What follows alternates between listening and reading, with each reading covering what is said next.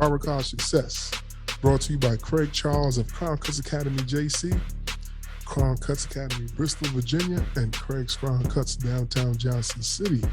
Spreading love the Tri-City way is one way, but spreading love the Crown Cutz way is the only way. Barber College Success, a platform where we give you gems, we give you topics, we give you new things that's coming out in this industry just to elevate yourself, to get you in that spot to be a better barber, a better person, just better overall. But you know what? I got to introduce my co-host, the ones with the most. Am I? Your boy's not across from me, so you can't even look at him in his eye. I know, right? I can't get that awkward turn that he'd be giving me. Yeah, I was waiting for it. You can go ahead, though. Go ahead. All right. Jordan Barr from Bristol, Tennessee. J Barber on Instagram. That's JBA, 2 H's and a BA. Ooh, Yeah. flames. Jababa. For J Barber. Flames. I like the name now. Huh. Am I Fields? Am I your barber on Instagram from Marion, Virginia? Good to be here. Yes, sir. Crown jewel of MI. Am I's Barbershop and Gallery. And Gallery. Ooh, fire. Gallery. Today we got a special guest coming all the way from Arizona by the way of Cali. My man, introduce yourself and let's rock it. Get on the mic. Yo, what's going on, you guys? My name is Junior Garcia. I go by Barber June on Instagram. And I'm excited to be here with you guys, man. Chop some game up with y'all. Oh, no doubt. Big. It's going to be really some game being played today. You ready to bounce the ball, throw it up, and catch it. Hey, let's run it. Let's do it. But first off, give a shout out to our sponsors, colossal.org. Check them out. And also thank you, FeedSpot, for ranking us the top 25 barber podcasts in the country. We all over. Where we at again, MI? We in Canada, UK, US, of course. United States, Iceland, Australia, and what's your favorite spot we got? Madagascar. We got to go there. We need a list. I need to know if Madagascar. If we go to Madagascar, that's crazy. No, we going. I mean, we hit some kind of algorithm. We going. I mean, why not? Right. I mean, that's what it's about, right? We got to take this show on the road, like earn your leisure.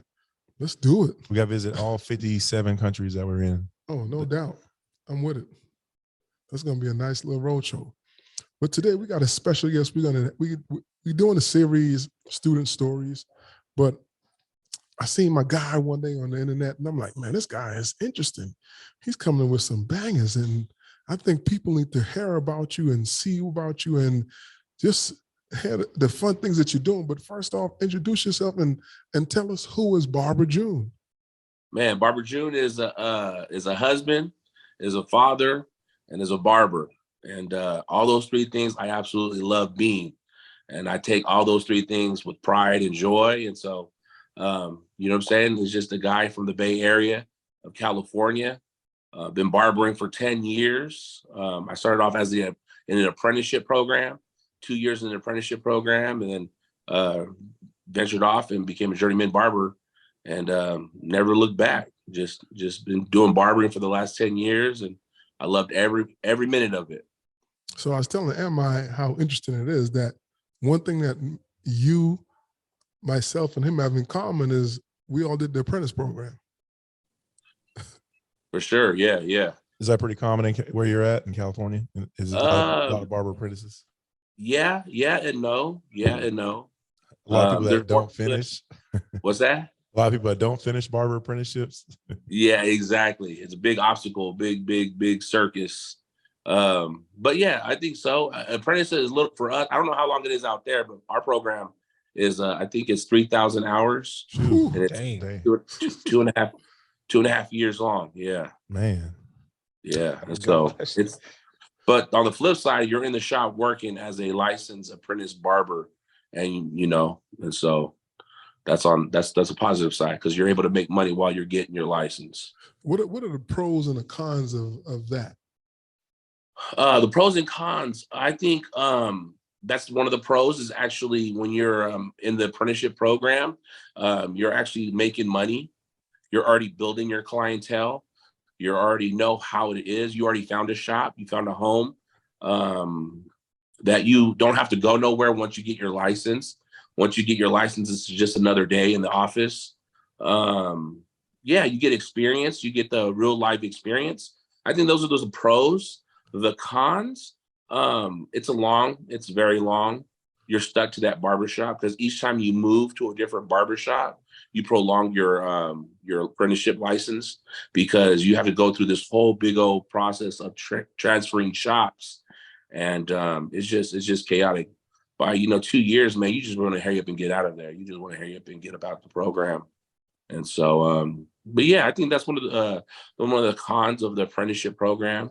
Because typically, how many hours is it in the state of Cali or Arizona? 3,000 hours. No, if you're just going to school. Oh, going to school? I'm not too sure school, but I know it's about 7 to 10 months. Okay, so that's about say about 1,000 to 1,500 hours. Exactly, 1,500 hours. I think it's 1,500 hours.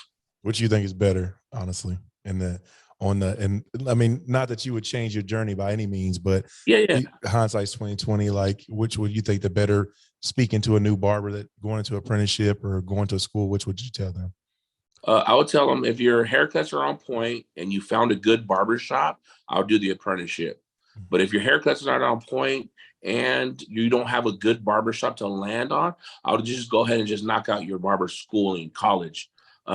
Just because once you're in the barber shop and you're just learning, you're going to miss out on those opportunities. Because every time someone sits in your chair, every time that someone sits in your chair, you have an opportunity to claim them as your client or have a repeat customer. But if you mess them up because you're just learning, you just lost that opportunity to retain that client. But if your haircuts are on point and you know what you're doing, I'll definitely take that route because you're able to make money.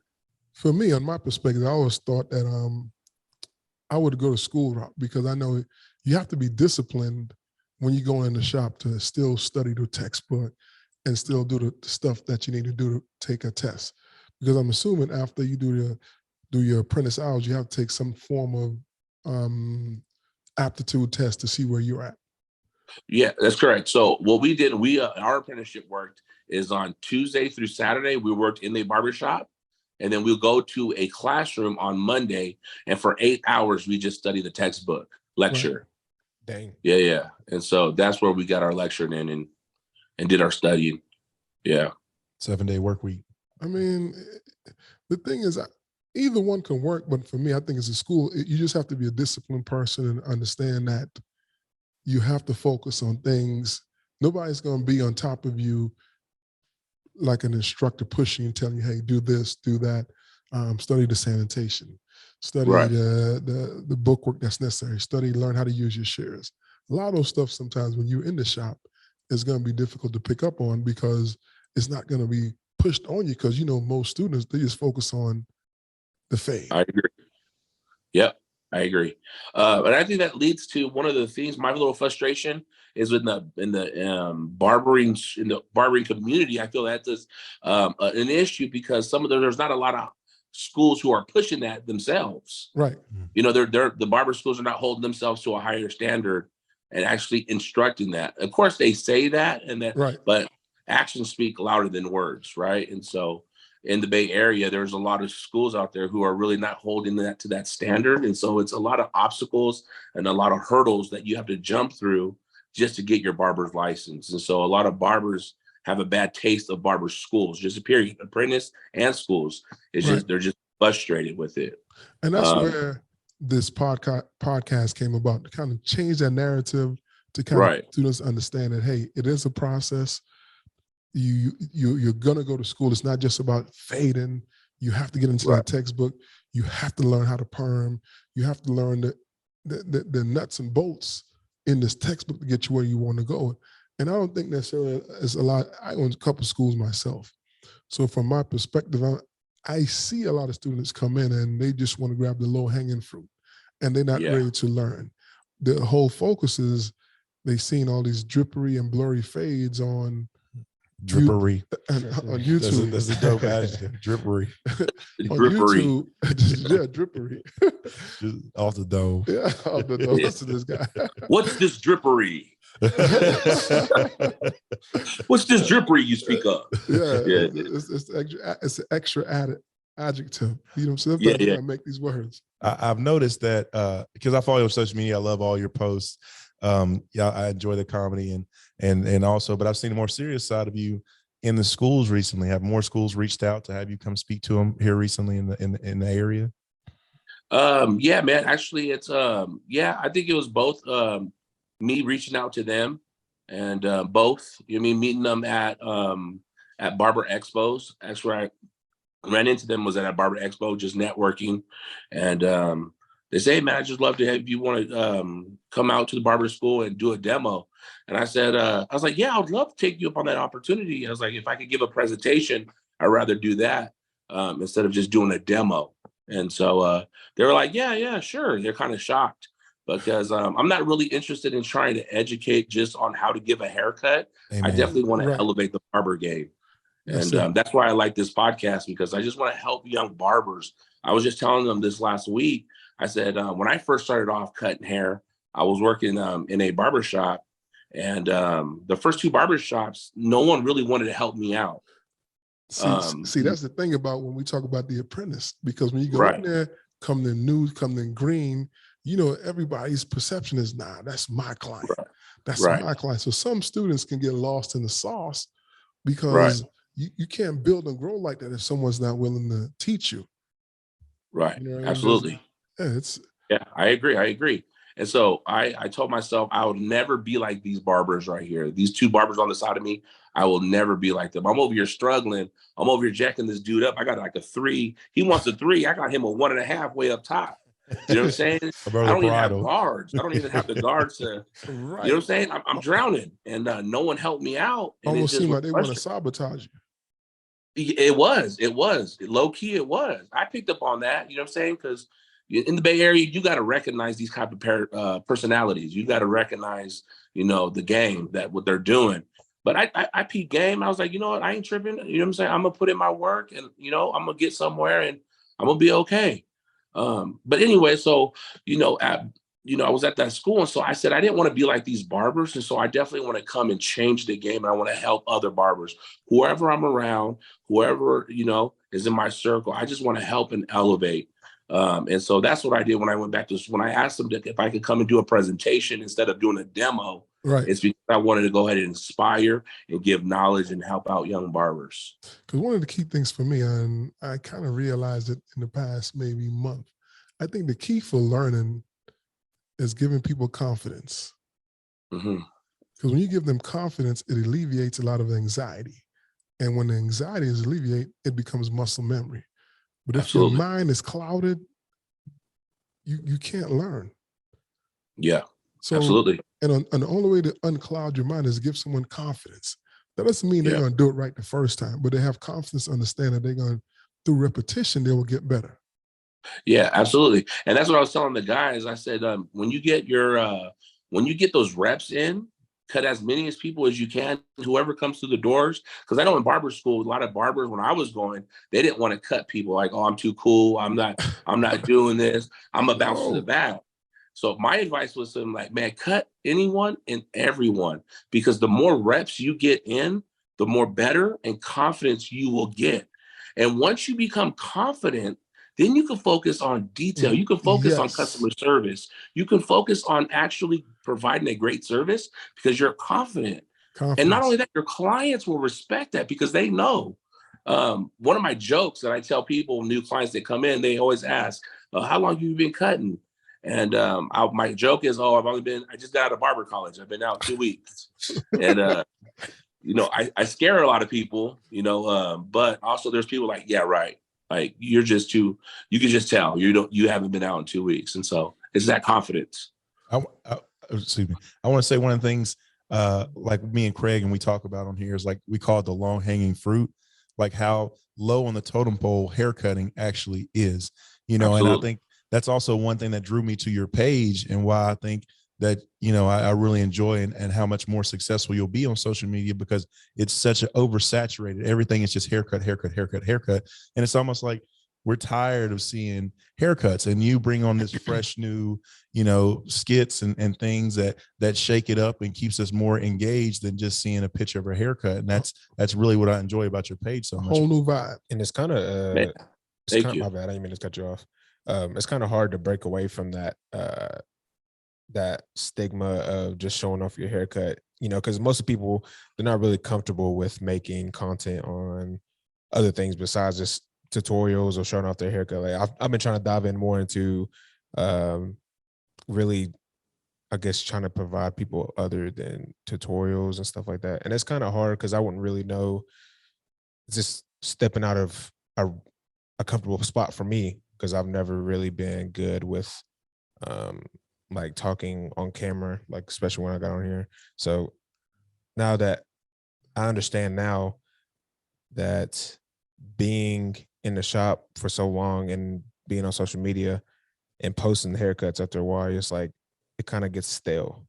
It You're gets just like, what? redundant. Yeah, you got to find something else to provide to people that are wanting to be in the barber scene. And I want to start diving into what you kind of what you're doing, honestly. That's awesome. Yeah. Yeah. I took a Marvy Marv course. You guys know Marvy Marv? It's Marvy Marv. Barber. Yeah. I took one of his courses, man. And it's just awesome course because it helps me. It opened up my mind and my perspective. One of the things he says, instead of being a consumer of content of social media, be a producer of content. Big. So anytime that I'm on social media, no longer am I going on there to be entertained.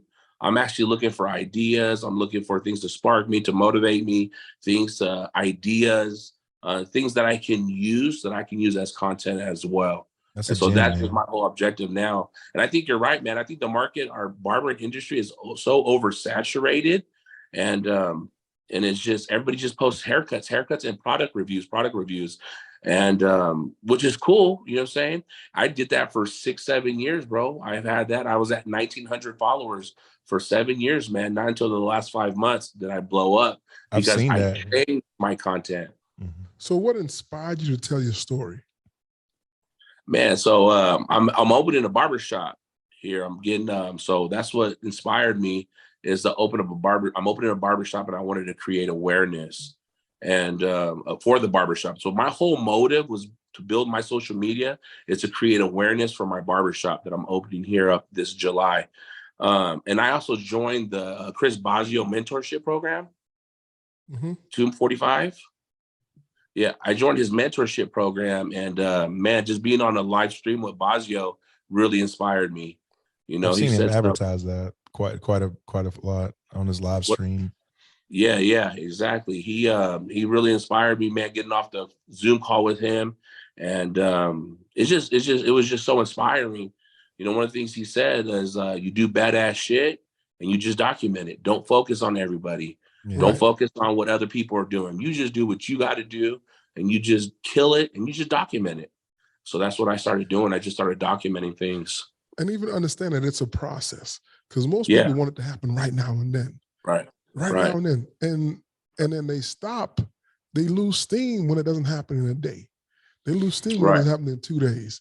Now it's a week went by, and they've been doing all this great stuff, posting, and then nobody likes it.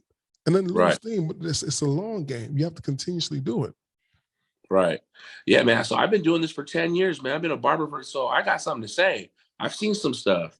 You know what I'm saying? So I'm confident, but it's just, I was just that guy that was so busy behind the chair that I was like, so every little time I was consuming content.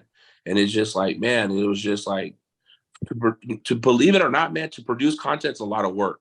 100%. It's a lot of work. It's extra. So that means you're gonna have to do some sacrifice, because I'm not gonna sacrifice blocking off some time. I need to get all the haircuts I could get. So everything that I do in my content is always outside of the shop, outside of my haircuts, outside of work, or between cuts. Lunch break, coming in early. It's a sacrifice. No, it's not a sacrifice, because let me tell you why it's not a sacrifice. And you'll agree with me. So years ago, I switched the word from sacrifice to an investment. You're not sacrificing, you're investing in yourself. Absolutely. Does that make sense? A sacrifice could be an investment as well. Yes. Sure. So you're investing in yourself and you're getting a return. But if you don't invest in yourself, what's the return going to come? And most people, when they have sacrifice, it kind of deters them and they don't want to continue. So that's why I kind of switched the words to investment instead of sacrifice. Yeah. I feel the opposite. I feel sacrifice is delaying gratification, is delay putting off of something that I want to do, and sacrifice something that's going to be beneficial. So sacrifice is a good word. I feel like sacrifice is something that that we need to do, instead of just, sleeping in. I could go into the shop early, 30, 40 minutes and, work on some content, just get it in. But anyways, yeah, I feel like it could be both. But it just needs to happen. It needs to happen if you want to do anything.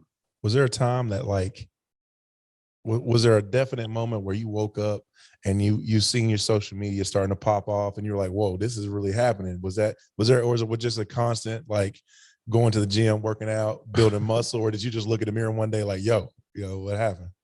Bro, it's man, it was crazy. Yeah. So it was just shocking. It's still shocking to this day. It's still shocking to have 14K.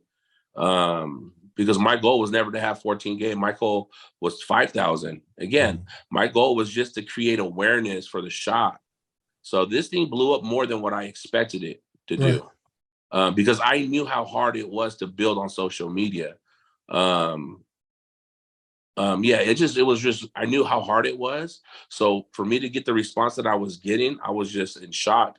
To this day, I'm still in shock. People are like, yeah, man, it's crazy how social media can I'm trying to come up with the word. Social media will elevate you more than what you really are. You get what I'm saying? Because I'm the same dude. I'm the same guy who you see on the camera is who I've been my whole life. And that's the key. Keep being yourself. Right. Yeah. But people on social media are like, oh, okay, Barber June. Oh, this now. I'm like, bro, where were you at 7-8 months ago? Like, no one was in my DMs asking me questions. Yeah. You know what I'm saying? Right. Like, it's just crazy. It's just crazy. And so what has been the most difficult part of the journey? I don't think it's been difficult. I don't think it's just been fun. It's just been fun. I don't feel like it's been difficult. It's just been fun. What journey are you speaking of? The social media journey or the barbering journey? Just the barbering journey. Because you say you've been yourself for the longest, so the social media is just you. Yeah, exactly. It's just who you are. So what's the most difficult part? Because you said, yeah, where was you at 7 months ago? When you was still grinding, being that same funny guy who just love what he does, putting in the work every day, and being a family man and loving this industry like you love it, putting in so much, 110% into this barbering thing. Yeah. I think for me, the hardest part of my journey is in the beginning. I've always had this, like, I can't believe I'm doing it. I can't believe barbering's provided me with income. Mm-hmm. So I got to be at work. I can't take no vacation. I can't miss work. I can't, because I need this money. It took about like 5 years where it was like, bro, you've been doing this for 5 years now. Like, you're doing it. Like, you can let that anxiety go. Right. Like, you could take breaks now. You could take, you can go ahead and, but to this day, I still get like that. I guess it's just, but in the beginning, it was harder because it's just building my clientele and trying to discover who Barber June was and what worked, and, but in the beginning, I think that's the most difficult. After that, man, I've been loving it. I love being a barber. I love every attribute of being a barber. Yeah. So that's key right there, because I tell people every day, I don't have bad days because I love what I do. Yeah, everything absolutely. that revolves around my life is, even the podcast is barbering. Even at the schools I'm going to teach and seeing students, the light bulb turns on. They're like, man, I got it. So there's no dull time for me. I mean, I might have disappointing moments, but I'm in an industry that I chose, that I want to be part of for the past 20 years, and I love what I do. Yeah, I absolutely agree, man. I feel like barbering, it's historically, it's proven. Through recession, it's proven. It's respected. It's a trade. Pandemic. Go ahead. Oh yeah. No, sorry, through pandemic. Exactly. Through the pandemic, man. And so, man, it's just been awesome. I loved every moment. Even customer service, dealing with picky clients or clients who are frustrating. I still enjoy it, man. It doesn't ruin my day. If I have an altercation, or if I have to, have a little confrontation with the customer, or we're trying to work things out, or even with shop owners, or other barbers, it doesn't ruin my day. It's still, I love it. I love barbering. You know what I'm saying? There's a solution. and it's a disappointing time. That doesn't mean your whole day is ruined because you Right. chose this industry, you love it so much. You can leave that little 5-10 seconds of a disagreement and just leave it where it is and just move on. Yeah. Yeah. That's not Absolutely. the whole 23 hours and 60 or Right. 58 minutes of the day. Yeah, there's so many pros that comes with barbering. There's so many pros, man. You were out of the elements. There's not a huge wear and tear on the body. It's good money. There's socializing. I get paid to do something that I love, to talk about different topics, to talk solving world problems. You know what I'm saying? Talking about all the places to go and be a network or a resource. It's great. It's great. It's great.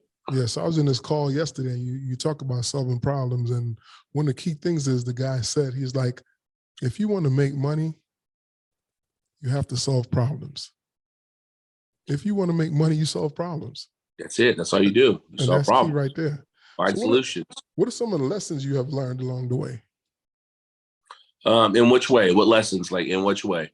Just lessons as far as barbering, how to be in this space that you are in mentally, because a lot of people, they get into this industry and they stop, they get out because they don't see it going their way. Yeah. Especially a lot of students who don't put all their, and I tell them there should be no dead time in school. So a lot of people don't put their all into it. They kind of feel a way like, well, this is not showing me enough love. I might do something else. I'm getting burnt out. This is not for me. Yeah, it's crazy because I've never experienced that. So when I became a barber, I was a little bit older. I was about 28 years old. So I started cutting hair at 26. Time. Yeah. So I've already worked at the garbage company. I've worked at call centers, sales. I've done sales. I've done construction. I've done detailed cars.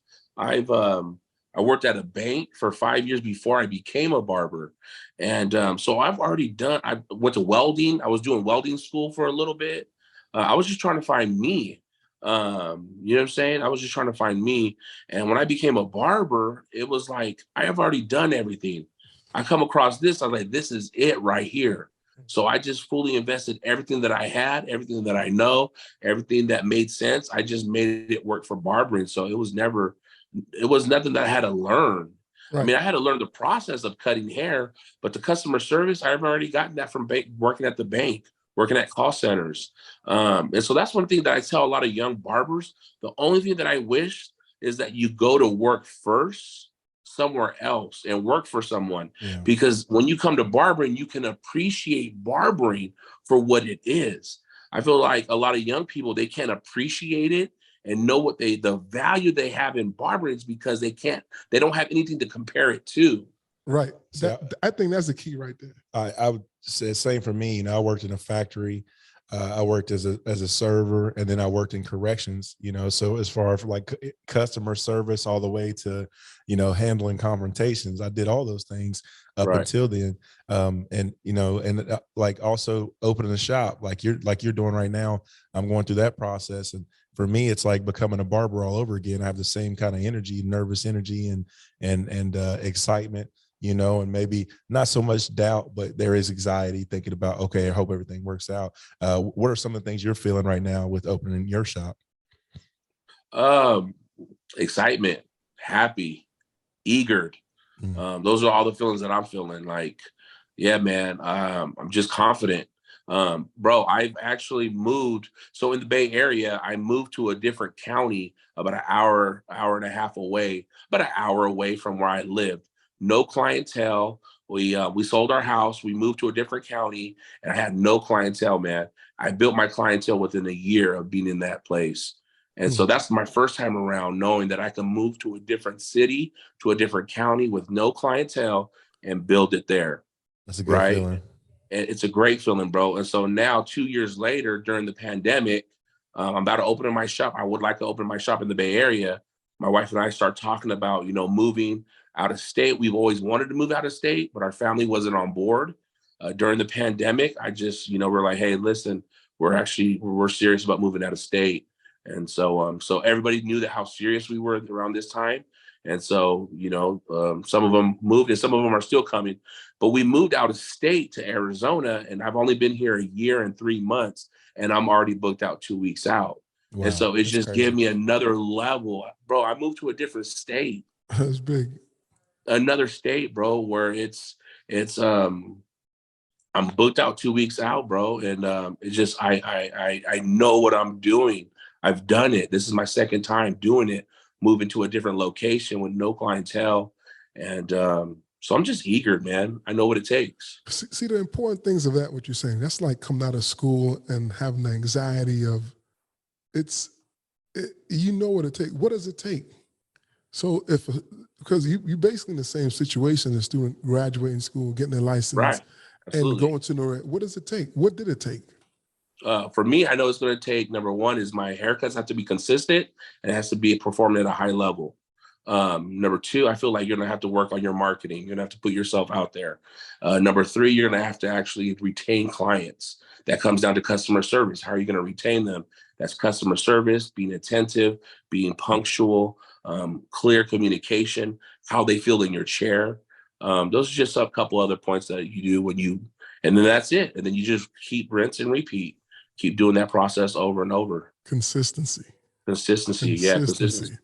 That's big. Yeah. And so when I moved out here to Arizona, I found a shop like 3 minutes from the house. But the way he had the shop structured, I left. I only been there for a month. And the way he had the shop, the way he was, his personality and everything too, I peaked game. And I just knew my value, man. I knew my worth. And so I said, man, I'm going up the road 15, 20 minutes up the road to a different barbershop. Even though it was further away, it was a lot more custom to what I'm used to. Right. And so that's why I left. And other barbers that were there, they were shocked because they've been there for 2 years. They've been wanting to leave. They wanted to be leaving, but they never did. They were just too afraid to leave. And so it was like, I didn't convince them to leave, but they were just so shocked that, bro, you just moved out of state. You have no clientele and you still decided to leave. Hey, you're fearless. You're fearless. What's that? You're fearless. Exactly. What is it? I mean, it's just I'm just confident. It's not so much, and I don't want to seem that like I'm arrogant or I'm cocky. No. It's just, you know, because that's not the case. I'm not arrogant or cocky. You believe in yourself. You believe in the work. I believe in myself, man. I've been doing this my whole life. I've been doing this. And it's also the power of the barber industry. I tell people all the time, you could strap me in a parachute, drop me somewhere with cell service anywhere on the planet, and I'm going to make money. I'm going to make it happen. Right. Absolutely. Yeah. Yeah, man. And, you know, I feel like it's my upbringing, you know what I'm saying? Growing up in the Bay Area, you had to be relentless, man. You just got to be a go-getter, bro, because you don't get left behind. You know what I mean? And I've just been surviving since a young age. But basically, when you're a barber in this industry, cosmetology, nails, aesthetics, yeah, you are your own business. So you have to be resilient. Right. You can't dictate or wait for someone else. If you wait for someone else, you'll lose. You'll lose every time. Every time you'll lose. Yeah, every time. You got to be resilient. You got to be out there. And all those things could be learned. What I tell students, go and grab your mentor, but learn as much as you can learn in the school. Mm-hmm. There should be no dead time. Work on your weaknesses, not your strength. Your strength is fading. Work on your weaknesses. Work on all your weaknesses. What do you got to say about that? I absolutely agree, man. It's one of the things that I tell barber students when I go and do a presentation. I said another thing key is actually be teachable. You have to be teachable. Don't think just because you graduate barber school that it just stops. No, you're always going to have to be teachable. Have a teachable attitude, a teachable mindset. No matter what it is. Anytime that someone's doing something great, I'll steal that idea. I steal that characteristic. I'll steal the way how you answer the phone, and I see the way you answers the phone, and I like it. I'm gonna use that. Without asking you, I'm just gonna take it. You know what I'm saying? Just because it's working. It's working. Why wouldn't I use it? Exactly. But that's like we tell people too all the time. Someone has to be your ripple. You're gonna be someone else's ripple, and it's not that you're stealing. You're like, hey, you're learning. As you go, you're learning. And there's nothing wrong with learning. Oh, no, I'm stealing. No, There's nothing wrong with no, I'm learning. taking that. No doubt. There's nothing wrong with taking something or borrowing something from someone else. You know what I mean? Because there are some barbers. I've been in the shop. I remember I was in the shop one time and this barber's had a new technique. And I went over there to ask him about it. And he put his hand up like, yo, I'm going to holler at you. Yo, let me finish this. I'll come back and show you. I'm like, just show me right now while you doing it. He's like, and he put his hand up like kind of like the Heisman pose and curl up like he's hitting his chest. I'm like, yo, what's up, man? That's messed up. Yeah. See, that's scandalous. Man. I don't like that. Pulling a cape in front of it. Yeah. So barbers do that at times, man. Oh, for sure. Yeah, I feel like it's insecurities. It's insecurities. They don't want you to rise a level above them. And so they're trying to keep you at arm's bay. And it's just insecurities. That's all it is. So I don't take that personal anymore. I don't take that personal. Like, I don't take that personal at all. There's a proverb that talks about that. Okay. And the proverb is 11:26. I think the proverb, I don't know specifically, it talks about sharing information, because if you don't share it, something happens. But if you are to look up that proverb 11:26, again, it talks about sharing information. It's a dope proverb. So what kind of advice, we was talking about, what kind of advice would you give someone like new students? What would you say to them starting out, or someone just trying to get into this barber industry? Man, my advice to somebody who's trying to just starting out, again, man, just, have a teachable attitude, learn as much as you can from everyone and anyone. Have a teachable attitude, man, and fully invest in it. You're only going to get out of this industry what you put in. So if you put 110% into this industry and into this craft, you're going to reap the benefits, right? But if you only put 10%, you're only going to get 10% back. You're only going to get back what you put in. So I say, man, just be fully invested, put everything you have in here, because it's going to treat you really good. That's big. That's big. Jordan, so listening to Barber June get into this podcast for the past 30, 40, what goes to your mind? Because you're the closest from school. You graduate now, about a year now? So about 2 years. Yeah. So what goes to your mind?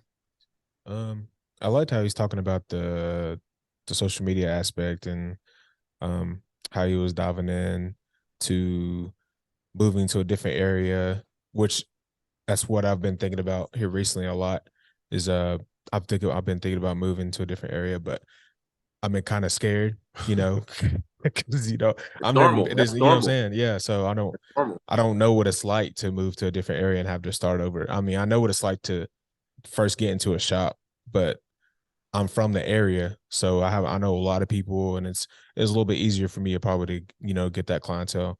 But moving to a different area, wholly, like I never been to, I don't know anybody.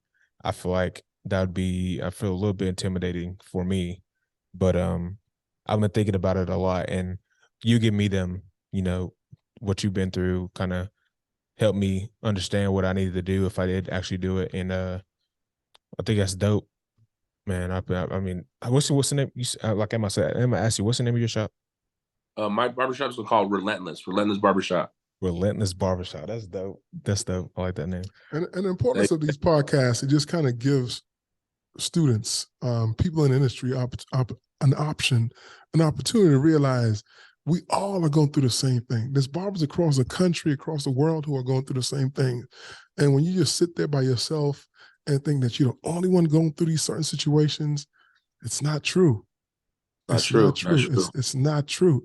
Everyone in this industry has a story to tell. Right, absolutely. Everyone has a story. Right, absolutely. Yeah, man, I think you being afraid and nervous and like anxious and worrying about your failures, like if you do fail, is normal, right? But it shouldn't captivate you. It shouldn't control you. It should give you motivation to even do it even more. You could go anywhere, man, as long as your skills, you don't even have to have 100% dope skills. If you could give a decent haircut, but your customer service skills, your communication skills, you're consistent and you're punctual, it's going to take you a lot further than you think. It's how people feel in the chair. And also too, you got to find the right shop, man. Make sure that the shop owner, that he's a leader, that he also wants to see everybody else lead, because that's going to be a bigger obstacle if he doesn't. So my whole thing is try to find the right ship. You have to find the right ship, the right culture, the right people in there. You got to ask yourself, are those barbershops, are they busy? Are they helping other people? What's the type of culture it is, right? You'll be able to see that. And even just going down there for what I do, man, I would actually go to the barbershop that I'm interviewing, that we're talking about, and I'll go in there and sit there. At first, the first 10 minutes is awkward. But I don't care. I want to see the vibe, because I'm interviewing them the same way they're interviewing me, because I'm not going to take my clients and I'm not going to represent something that I don't believe in. Right. So I'll go down there and I'll talk with them, introduce myself to each barber, and I'll sit down in one of the chairs, and I'm there. At first it's awkward, but I want to know. I want to know the vibe. I want to know the personalities. I want to know the characteristics, because, I want to make sure that I can fit in there. And I'm a big dude. I want to make sure I fit in. You're about like 6'1", 6'2"? Nah, bro. I'm 5'8". I'm Mexican, bro. I'm Mexican. We ain't that tall. Yeah, you are. He's at 5'8". 5'8" stand. Well, you're a giant, though. You know what I'm saying? My heart and in your mind. That's for sure. That's what's up. You said I'm 5'8", bro. Have you always seen yourself as a comedian, like a funny guy? Because I know a lot of your skits are funny. Is that something that you do all the time, or is it something that you want to produce as content? Nah, man, it's me every day. Yeah. Like, my wife just rolls her eyes at me. She's just like, like, there's people like, you married this guy? This guy's crazy. It's just me, bro. This is me every day. Like, I'm that one that will say a joke at the wrong time. You're like, oh, that's too soon. That's too soon. Like, bro, that's too soon. Like, my bad. You know what I'm saying? Yeah. Like, but also, there's a serious side of me too. There's a very serious. Just as much as I'm funny, I'm very serious as well. And so I just try to keep it balanced. Yeah. But the good thing I like is that you found your lane, and your lane is still educational, funny or not. Yeah. It's still serious, because it's getting the point across. And I think a lot of people sometimes miss that educational part in there. Right. Because you have a message in everything you say, everything you do. There's a message behind it. Absolutely. I agree, man. Yeah, there's even through the funny, through the pain. With pain comes strength. Through the funny and everything, there's always a message that you can convey, for sure. What's one of your best episodes that just off your mind that you think that, man, this is it right here, that made you laugh? Oh, man. See, it's crazy, man, because being the content creator, I look at it like I've seen all the edits, I've seen all the mess ups, so I'm like, is this gonna be funny? Like, I feel like I'm too I'm fortunate a little bit when I'm editing, because my personality is I over exaggerate. You know what I mean? I focus on little things and I blow it up. You know what I'm saying? That's just my personality. So you may say something that's innocent, and then I'll go ahead and restate what you said, but just make it sound like that's not what you meant, but I just make it sound like it was. Yeah. And so for me, when I'm making videos, it's like, but one of the things is, if you create it, post it. So that's something that I've been living by, and it's been working. So if I took the time out to edit it and create the skit, post it, since I took the time. So because I'll talk myself out of not posting it. So one video, how long will it take you from point A to point B to start and finish the video? Quick, man, quick. I'm knocking them out really fast, man. So I have, because there's a couple videos I'm doing. I have skits, I have sound audios, and I have educational videos. Right. So my skit videos, I have them already pre-planned. I'll have an idea, something happens to me in the shop or something. I'll go into my notes and then I'll create a note. I'll make it real big and bold, the caption, and I'll leave ideas of my responses and things that I want to say in the skit. Right. So when I go back and create that skit, I'll just go to my notes. And I just act it out. And that skit will take me about nowhere from like probably 10, 15 minutes. Yeah, 10, 15 minutes to create, because I already know what to say. I already have that idea in my mind. I'm just now recording it. That's and big. Then editing it is just real quick. And then my sound audio is the one that this trending sounds that's going around Instagram that everybody's using. Mm-hmm. I just want, between haircuts, I'll just record that sound and I'll save it as a draft. And then later on that night, I'll just go and look for a caption. I'll think of a caption, go on my notes. I'll add a caption. I'll add context to that sound. One of the key things is that I'm hearing from you, a lot of people, again, want it to happen overnight. but you take time, you take notes, you actually study your craft. This is something that's not something that is just fly by night. No, it's intentional. Effort into it. It's intentional.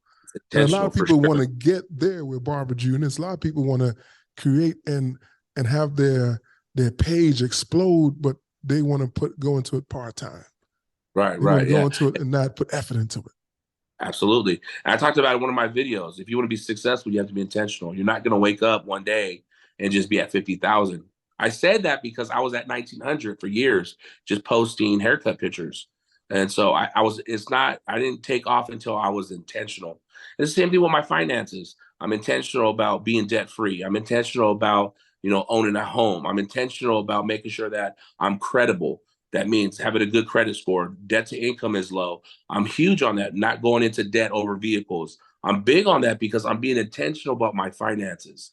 Right. And same thing about my parenting. When I'm a father, I'm intentional. I'm out there on the softball field. I'm there talking to my daughters how to handle situations when they're at school. If there's a girl not treating her right, how to handle that. If boys or whatever it may be, I'm intentional with my parenting. And it's the same thing about that principle. I think you can live by. You'll be successful in any attribute, any aspects of your life because you're intentional. It's a principle that I believe in. Values, ethics, all That's those things it. intertwine into one, and it just builds you up to where you need to be. Exactly. It's the process. It's the process for sure. That's big, man. I really appreciate you coming to this podcast because this podcast is food for thought. And that's the whole, and we were intentional with this podcast, bringing people on here just talking about food for thought because we love our industry. I could tell you love your industry. I love the industry. Jordan, we love it. And we're trying to be, like the word you use, be intentional in putting content out there for people to understand that, hey, it's okay. You're not the only person going through this. Right. Absolutely. Yeah. Love this industry. Show this industry love. It will show you love back. You absolutely. Want to keep things. I had people say, I want to come to school, but I want to do it part-time. You can't do barbering part-time. No. You're not gonna enjoy the benefits of it. You just do it part-time. Yeah, man. But this barbering industry is a multi-billion-dollar industry. Oh, we are part of the hair industry. We are part of products. We are part of retail. We are part of a multi-billion industry. It just blows my mind the amount of money that we can make in this industry. $36 billion a year. Absolutely. This industry alone, it's a revolving industry that is huge, global. No matter where you at in the country, there's a barbershop, there's a stylist. No matter what language they speak, there's a barber, there's a stylist. And it's big, man. It's big. I don't think we know how big of the industry that we are a part of. Even financially, man, there's so much money. There's so much money that within products. My customer was asking me, like, hey, you gonna do product? I'm like, yeah, but not pomade. Everybody wants to do pomade. But what about lotion? What about, shampoo? What about, all this hand sanitizer? Right. It's limitless.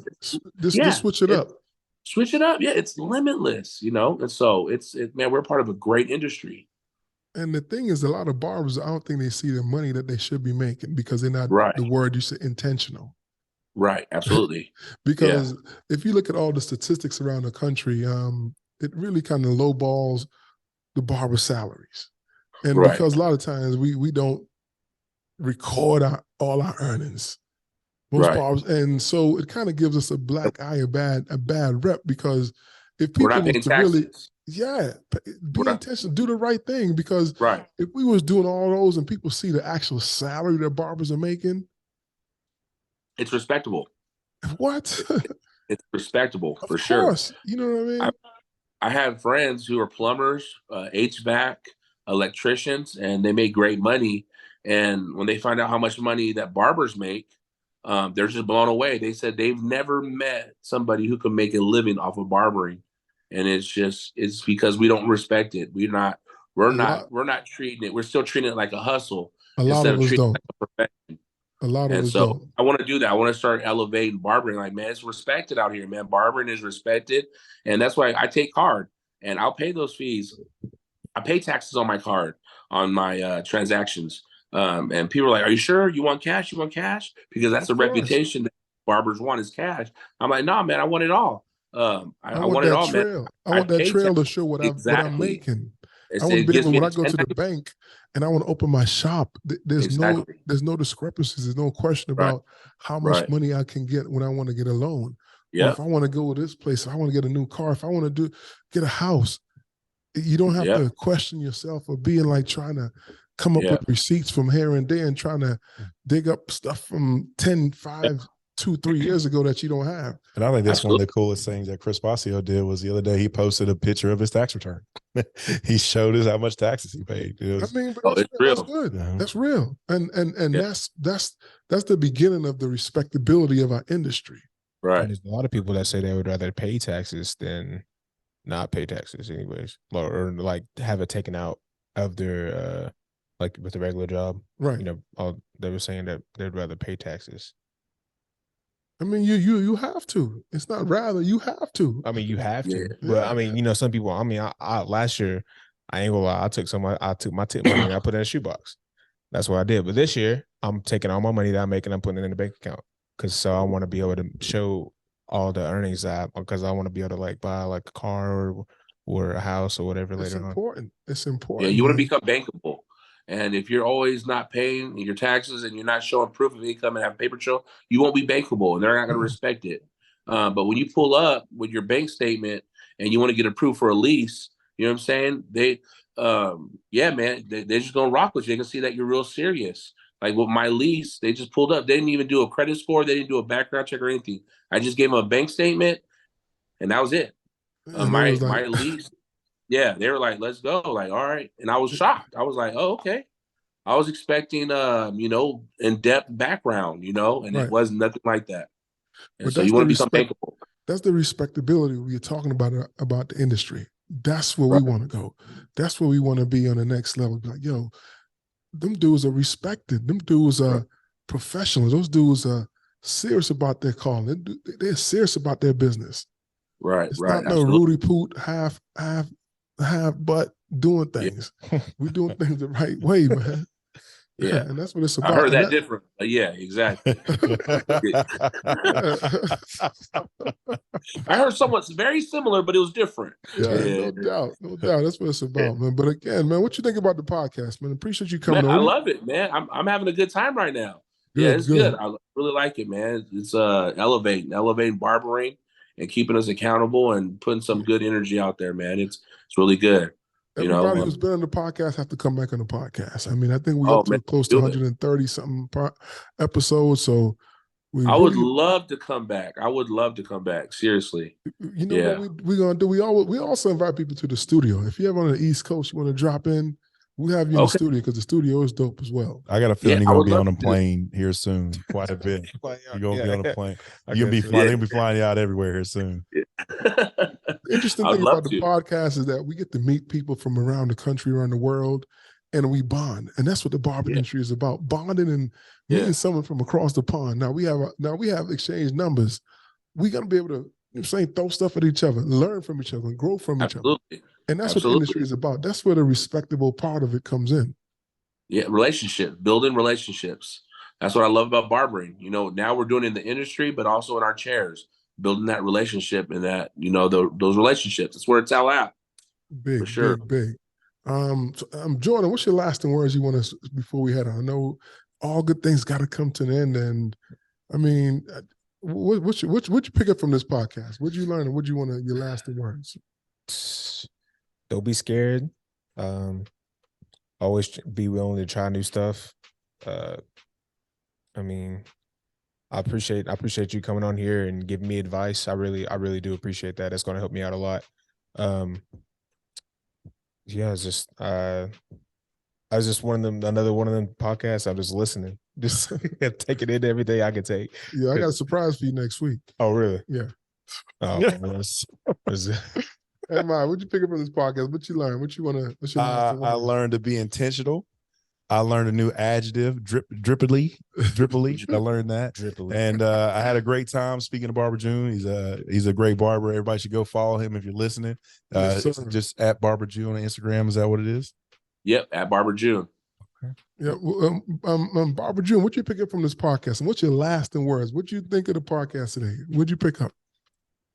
I just enjoy being around other barbers. You know, I really enjoy being around, chopping game up, you know, getting to know one each other. This is definitely at the beginning, and I'm looking forward to getting to know you guys more personally. You know what I'm saying? So like, if you are in this area or I'm in the area, you know, we can go ahead and our relationship grows beyond just a podcast. Yes, sir. That's it. Yeah, that's what I'm looking forward to. You know, our relationship grows beyond the podcast, and some that we can actually call up like, hey man, how about, what do you think about this? I have an idea. This is a situation, and we can bounce ideas back and forth, right? And so broaden our horizon, our visions, and that's what I'm excited about. And that's what I love about building relationships. So I'm privileged that you guys invited me in and get to meet you guys. And so it's an honor for me. So I just want to say thank you guys again, because I don't see myself as anybody really. So I'm actually just shocked that you guys had me on a podcast, and I'm just very thankful. So thank you. Send the word to like new barbers in school. Send the word to them. Hey man, be courageous. Be courageous. Again, whatever you put into this barbering industry, you're gonna reap and you're gonna enjoy it. But you got to put everything into it. So yeah, man. Big. What I like about this, what I learned is about building relationships, continuously growing, and just keep dropping gems, because each one teach one. Iron's gonna always sharpen iron, and we got to continuously build this industry up, continuously show love to other barbers, stop all the hate in other barbers, big each other barbers up, big us up, big another barber. Don't be afraid to say, hey, your work is great, your content is great, June. I love what you're doing. I love what you're doing out there in Arizona. It doesn't take no shade up for me to big you up. It doesn't take no shade up for me to shout out Am I or Jordan. And that's what we got to continuously do, because that's what's going to elevate our industry. Absolutely. I agree. That absolutely. You can catch more bees with honey than you do with vinegar. Oh, all day. That's one of my sayings. I tell my students. Yeah, absolutely. Big. But again, man, shout out to you, brother. Thank you. We're going to push you. Push us on your platform. Let people know. Go out there and check us out. Barber College Success. We're gonna push you, Mr. June. Again, Barber College Success, brought to you by Craig Charles of Crown Cutz Academy, JC, and Crown Cutz Academy, Bristol, Virginia. Spreading love the Tri-City way, but spreading love the Crown Cutz way is the only way. Check us out. Subscribe, like, and share. We're on YouTube. We're on Instagram. Check out the Barber College Success podcast. Check it out on Instagram. Send your questions. We love the feedback that we get. And if you have any feedback or questions for June, send it to him or send it to us. We'll get it to him. We'll just make it happen, because we love what we do. And that's again, right. We got to keep elevating this industry. That's right. Yeah. Awesome. Yeah, guys, fellas. Yeah, send me a message. I'd love to follow you guys back. Seriously, support you guys. I definitely want to follow you guys back and show you guys some love as well. And if there's anything that I can do to help push this podcast out, man, let me know, and I'd love to do it. Seriously. Yes, sir. There's anything I can do, whatever it is. It doesn't matter. I'll get those brothers your numbers, and we're gonna exchange numbers, and we'll talk again. Yeah. We'll talk once a week, once a month. We'll just continue. Let's do it. Yes, let's run it. Yeah. Appreciate you, homie. All right, guys. Thank you, man. Peace. All right, brother. All right, you guys.